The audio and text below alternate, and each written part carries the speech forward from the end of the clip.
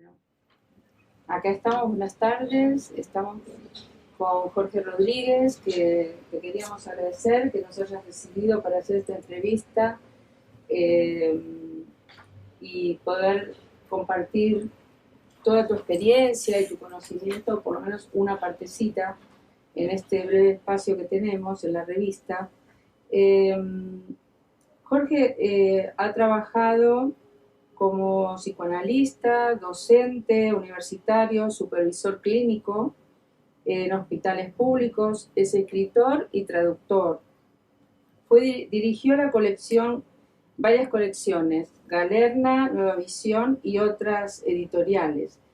Y corrigió el diccionario de psicoanálisis, entre muchas otras cosas.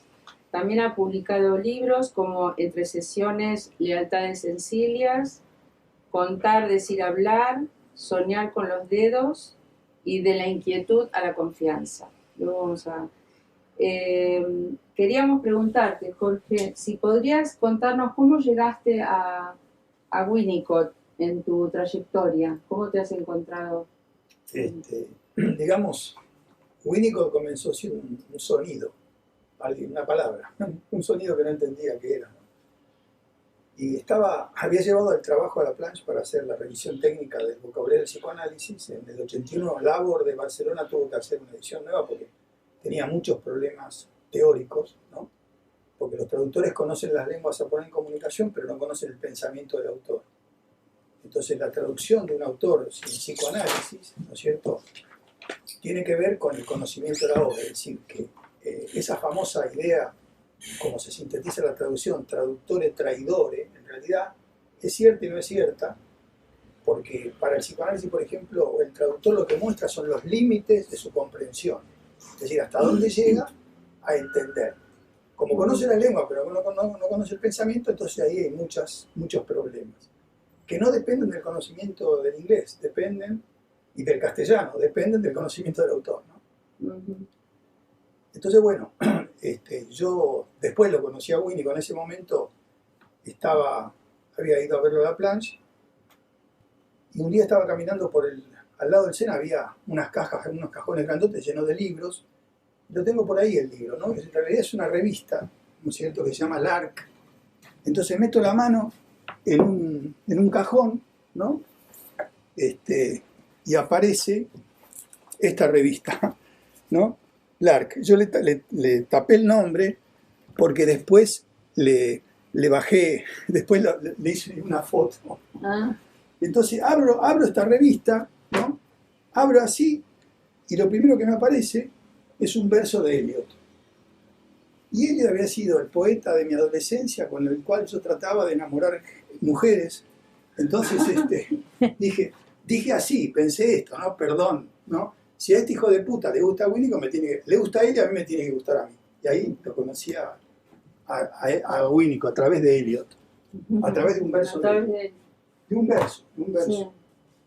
Entonces después escribí un artículo que se llama Un verso, una teoría, y se me aplicó esa misma idea porque todo realidad y juego, en rigor, es el desarrollo de un verso de Eliot. El verso de Eliot dice, shh, dice el pájaro, la especie humana no soporta mucha realidad. Y ese verso lo tuve toda mi vida, sin entenderlo del todo. Hasta que leyendo Winnicott plantea en Realidad y Juego que el ser humano está condenado a perpetuidad, digo yo, a diferenciar el mundo interno del mundo externo. Esa es la condena. Entonces, ¿cómo hacemos para soportar realidad? Entonces Winnicott inventa un concepto que justamente es un problema conceptual, es decir, un problema de comprensión profunda de lo que quiere decir, porque en inglés, todo el mundo que sabe inglés, la palabra rest y resting tiene muchos significados que cualquiera puede traducir. Pero entender lo que quiere decir Winnicott no es tan fácil, ¿eh? Entonces Winnicott inventa un espacio, un lugar y un tipo de experiencia que lo llama resting place, resting state, resting experience, ¿no? Entonces en ese lugar se soporta realidad. Bueno, eso es lo que yo escribí, un verso, una teoría, y así llegué. Bueno, sigo todavía, permanezco. Claro, hay seguramente muchos conceptos que por malas traducciones en la clínica se entienden mal y qué consecuencias pueden tener. Claro. ¿Cuáles serían los más importantes que te parece Sí, sí. que han sido mal entendidos? Sí, sí. El problema es que en las tareas, digamos, el psicoanálisis institucional plantea 3 ejes para alguien que se anima a ser analista, ¿no? Analizarse, supervisar y analizar, ¿no? Pero no se tiene en cuenta que hay otros 3 que son leer, escribir y hablar. Porque todo analista todo el tiempo está leyendo, hablando y escribiendo, ¿no? Entonces el problema de la lectura, como nosotros leemos en castellano, no en español, en castellano, leemos la traducción de Lope Ballesteros, que para mí es muy buena, y hoy día se dice que la Echeverría es buena, para mí es un desastre. Entonces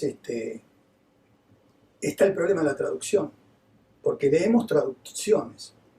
La formación de un analista es a partir de traducciones, salvo honrosas excepciones. De todas maneras, ser alemán o ser inglés no te exime de tener que estudiarlo igual. Simplemente que nosotros en castellano tenemos el problema de la traducción, agregado a la comprensión. Entonces el traductor, que es la persona más importante en la transmisión de ese conocimiento, es el peor pago. Entonces trabaja contra reloj y por lo general no es profesional del campo. Por ejemplo, Echeverry, que se dice que la mejor traducción de Freud, es un filósofo. Y en rigor lo que está haciendo no es una traducción, es un comentario crítico de Freud todo el tiempo. Él critica a Freud y le cambia a Freud el lenguaje popular. El lenguaje popular es esencial, porque el lenguaje popular contiene intuiciones que la abstracción no alcanza. Y por otra parte, el lenguaje popular, dice Freud, ¿no? Permanece, me encanta la frase esa, el lenguaje popular permanece, a pesar de sus caprichos, fiel a cierta realidad. Entonces Freud dice, bueno, voy a usar la palabra amor. Y estudia, no la cambia. Echeverry cambia las palabras del lenguaje popular. Por ejemplo, Freud habla de salvar, Echeverry habla de, ¿cómo es que dice? Rescatar en vez de salvar, ¿no? Y así sucesivamente. Tiene muchísimas distorsiones y comentarios y críticas personales desde la filosofía. Entonces la traducción, como dice Laplanche, cuesta conocer al autor. Entonces con el tiempo se va haciendo correcciones, pero no desde el conocimiento de las lenguas. En rigor no es, porque yo no sé ni castellano, ni inglés, ni francés a fondo. Pero puedo corregir, puedo decir, el término es este, porque para Winnicott, si pongo otra palabra, le cambio el pensamiento, ¿no? Por ejemplo. ¿Y cómo fue la vivencia de ir traduciendo a Winnicott? O revisando, ¿no? Sí, la tarea de traducción es una tarea insana, es tremendo. Solamente con un gran amor. Yo en realidad Winnicott no lo traduje, revisé la traducción, revisé muchos de los libros que hizo Paidós, ¿no? Sí traduje con una persona que sabía mucho francés, a Pontalis, traduje, y revisé también Mazurcán, y también Biones, y tuve la suerte de traducir a mis maestros, o estar cerca de la traducción y decidir la traducción, ¿no? Eso es fundamental. Entonces todo analista tiene que enfrentarse al problema de la traducción cuando lee, y se tiene que enfrentar, y se enfrenta al problema de las citas cuando escribe, para decir, bueno, esto es mío, esto no es mío, ¿no? Para saber cuál es la diferencia específica de cada uno. Hay una pregunta interesante sobre el ambiente, ¿no? En Winnicott. Primero te iba a preguntar cuál es el cambio de paradigma en el que se inscribe Winnicott en relación a Freud y el lugar del ambiente, ¿no? Sí.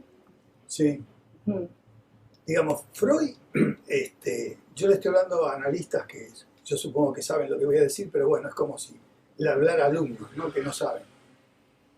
Freud inventa el psicoanálisis haciendo 2 descentraciones. Se descentra de la conciencia y se centra en lo inconsciente, se descentra en la sexualidad reproductiva y se centra en la pulsión sexual.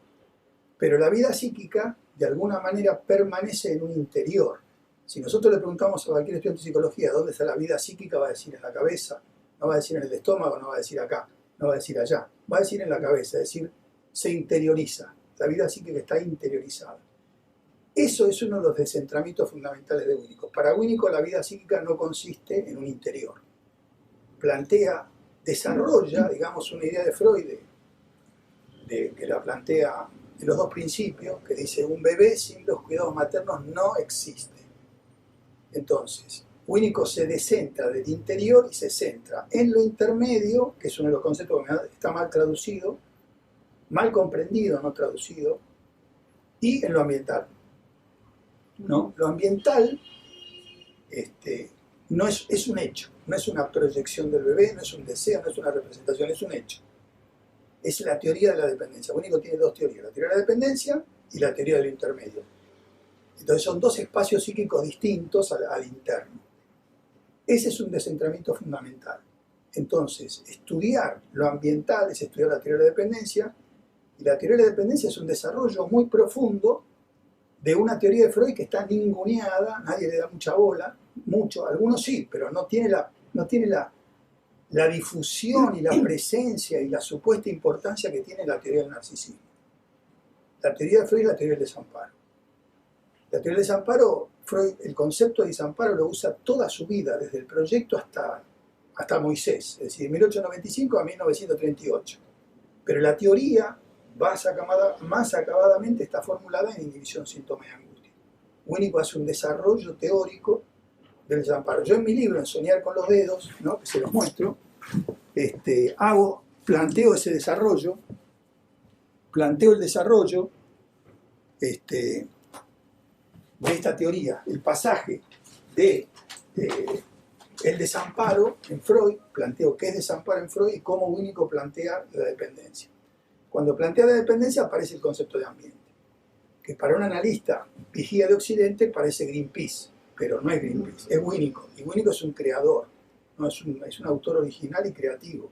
Hay pocos autores originales en psicoanálisis, ¿no?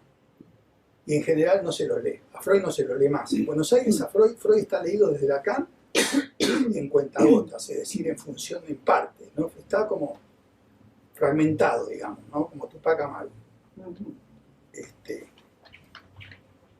No sé, lo que quería decir es que algo que dice Mazurkan, ¿no?, que es otro de mis maestros, que no sé si lo conocen, se los presento.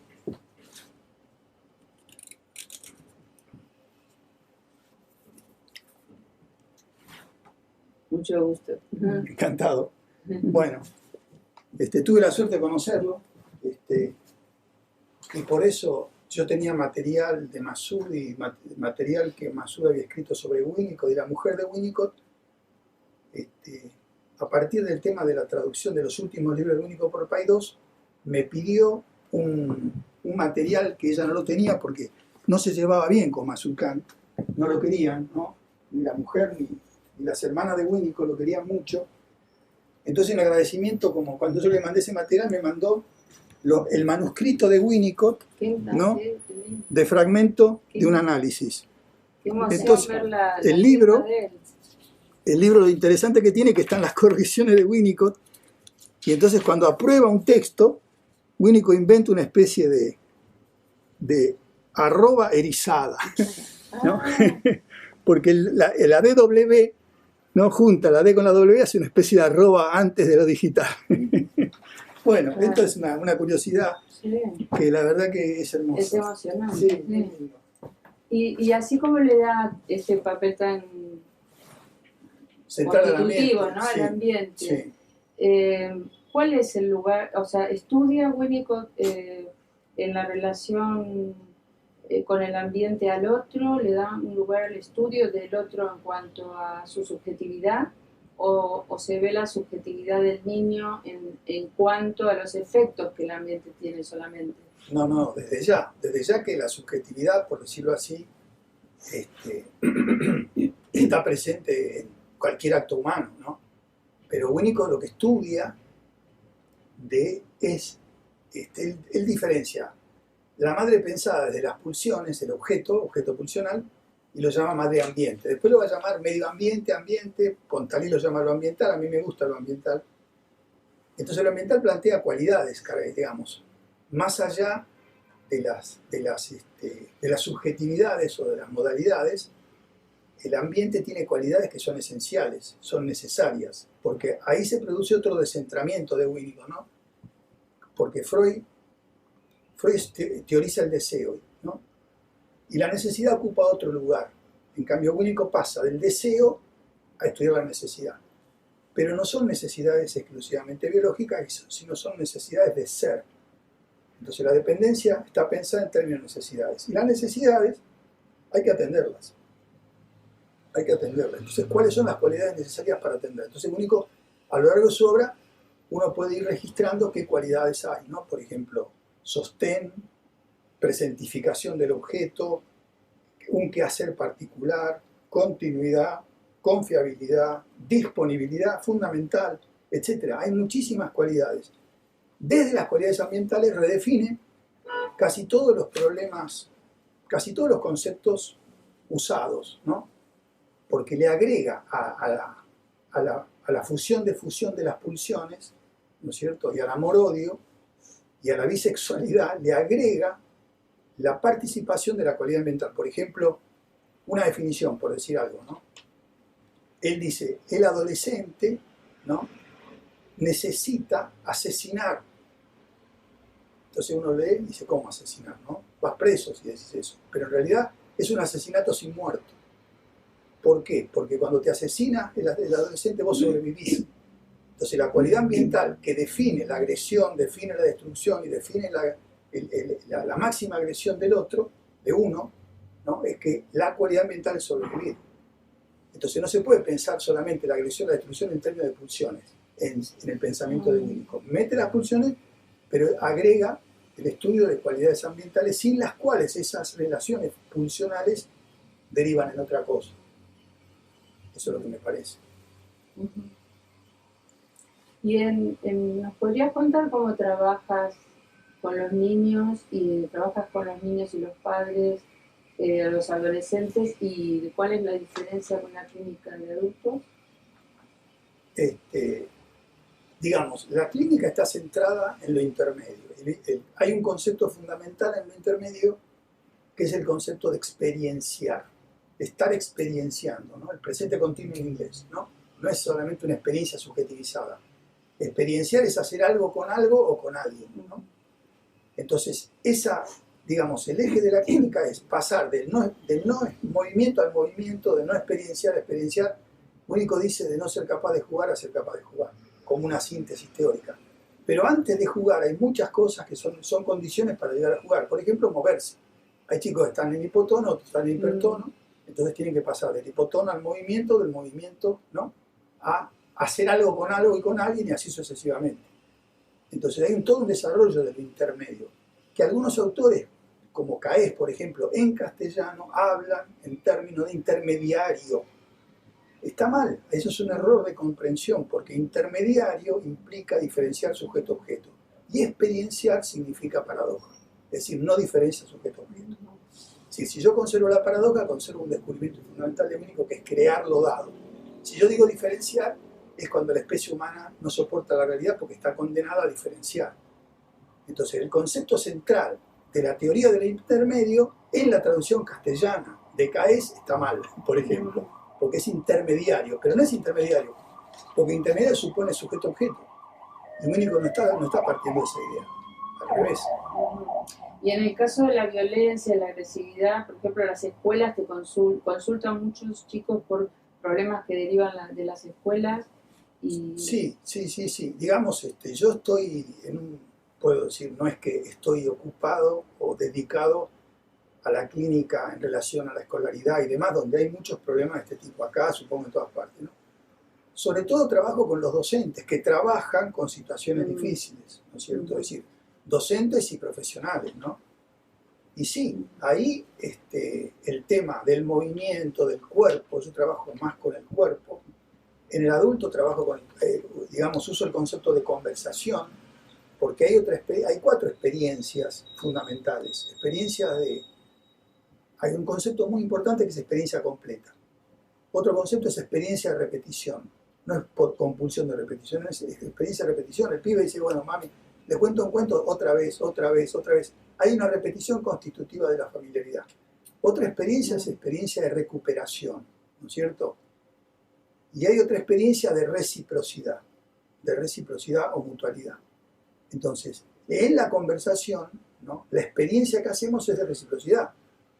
Después aparecerá la diferencia, ¿no? Si hay un analista, un psicólogo y un paciente, aparece una diferencia. Pero hay que llegar a la diferencia, no partir de la diferencia. Es decir, yo creo que estar en silencio, por ejemplo, absoluto, permanentemente como criterio clínico, es un error garrafal en muchísimas situaciones. En otras no. Pero si lo aplico como generalizando, me parece que es un error terrible. Lo que pasa es que esos analistas que pueden estar en silencio mucho tiempo analizan pacientes que son analistas que quieren entrar en la capilla, ¿no? En la iglesia de ese señor. Entonces ahí se bancan cualquier cosa. Pero un paciente común y corriente no soporta eso. Entonces aparece la conversación como un instrumento clínico muy importante y sobre todo para muchísimas situaciones, ¿no? Básicamente en el amplio espectro de lo esquizoide, creo yo, ¿no? Y los conceptos de destrucción y destructividad, Sí. Diferenciarlos es muy importante en estos temas, ¿no? Para Sí. el que está trabajando con niños. Claro, justamente, digamos, único diferencia, agresión y agresividad. No sé si la diferencia está planteada con estos dos conceptos, pero estos dos conceptos son, ¿no? Agresión, agresividad, destrucción, destructividad, ¿no? Como decía. La agresión, ¿no? Está pensada desde las pulsiones, digamos, en un pensamiento más clásico, por decirlo así, pero único la agresión, ¿no? Lo que define que algo sea agresivo o agresividad es si el ambiente sobrevive y soporta y sostiene la situación. Es decir, sí, y para sostener la situación tenés que ocupar tu lugar. Y no puedes ocupar tu lugar sin cuerpo. Entonces la base de la transformación en experiencia agresiva es que haya oposición.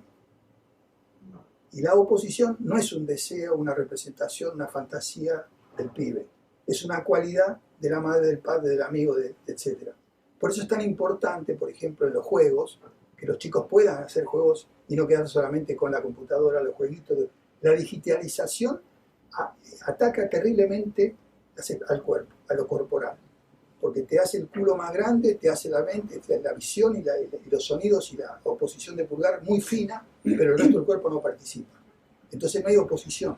Entonces es muy complejo, es muy complejo. Lo digital es algo muy, muy importante a tener en cuenta, a pensar, porque además es muy intrusivo, y genera desarrollos prematuros del yo, porque estimula lo visual y lo sonoro muy prematuramente.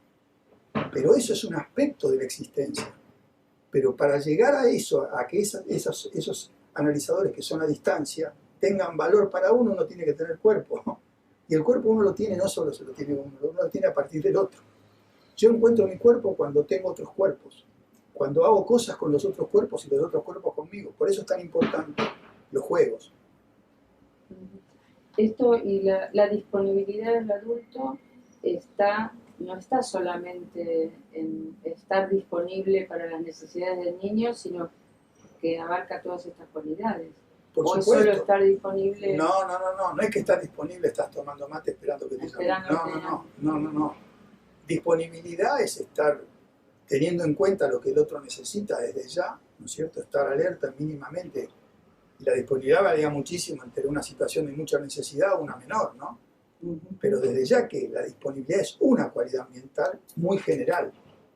A esa se le agrega si vos no podés estar en oposición si no estás presente. Entonces otra cualidad es estar presente. Y estar presente en cuerpo, ¿no? Freud decía, al enemigo no se lo vence, hablando de la transferencia, en absentia y en efigie. Es decir, con una foto no pasa nada, y si estás ausente tampoco, debe estar presente, real y actual. Es decir, es como si estuviéramos hablando de la transferencia.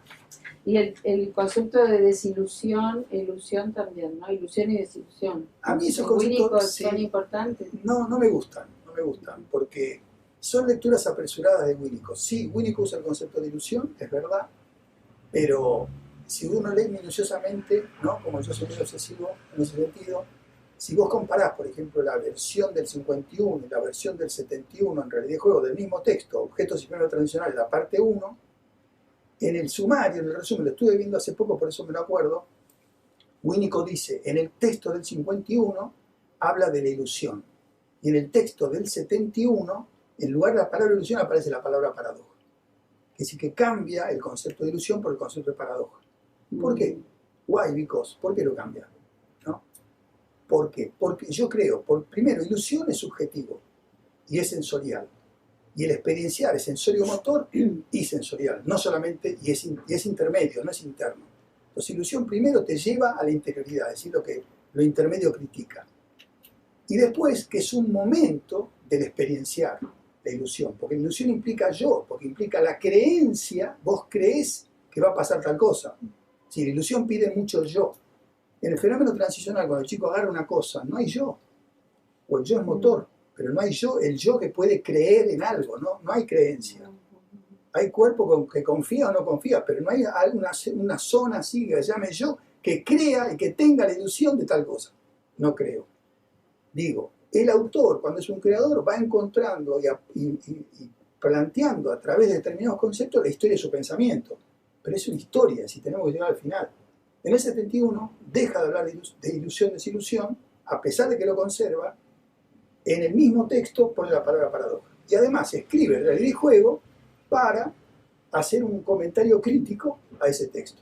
No lo reescribe, escribe un libro para reescribirlo. Bueno, la verdad que sería enorme el tiempo que tendríamos que tener para poder hablar, que es apasionante, ¿no? Todo lo que nos puede transmitir. Te queremos agradecer porque, bueno, se nos saca el tiempo, que nos hayas recibido y quedamos para continuarlo, ¿no? En algún momento. Mucho gusto. Muchas gracias. Te agradezco. Bueno, adiós.